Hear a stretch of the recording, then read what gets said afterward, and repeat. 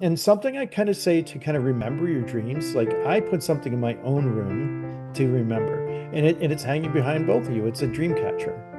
And in indigenous culture, dream catchers are typically meant to kind of block out the bad dreams sorts of things. And there's like little stones where they represent the dreams that they've caught.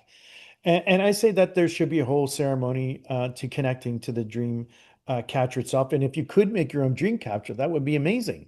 And there's different things you could go online and learn and do, and you can get a little kit and do it yourself.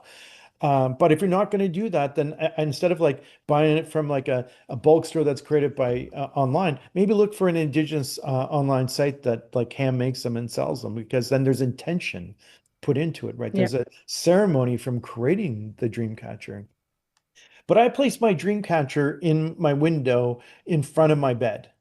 And a lot of people put them in their windows to kind of think that they're blocking the dreams, but my reason is not necessarily that.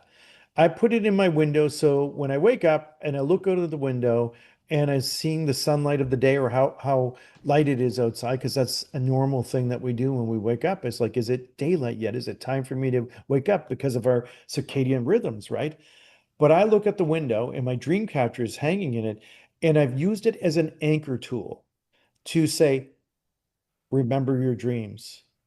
So when I look at it, it's like, okay, what was my dream? Because what I find with people is if you don't get up and think that thought as soon as you wake from your dream time, it's almost like there's a little Sandman that goes in there and cleans up your brain. And he's like in their little dustpan, scooping up your dream. So you think you're going, oh, remember this. And you go down and have coffee. And then you're like going, what the hell was I dreaming about again? It was like, it's like it was like taken from you in some sort. It was just like, it kind of slipped through your mind in some fantasy way. But I'd say the dream catcher to remember your dreams, the dream notebook beside your bedstand, and just take a few notes, right?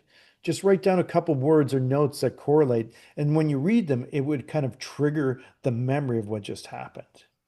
And Yeah, that's yeah. cool. So from the ceremony and the tea to the intention to going to bed, and then wait. And so it's about, the intention in the ceremony to going to bed, but also the anchor to when you wake up so that you can kind of like write down the notes to kind of recall what it is that you just experienced. And then you can kind of analyze it then.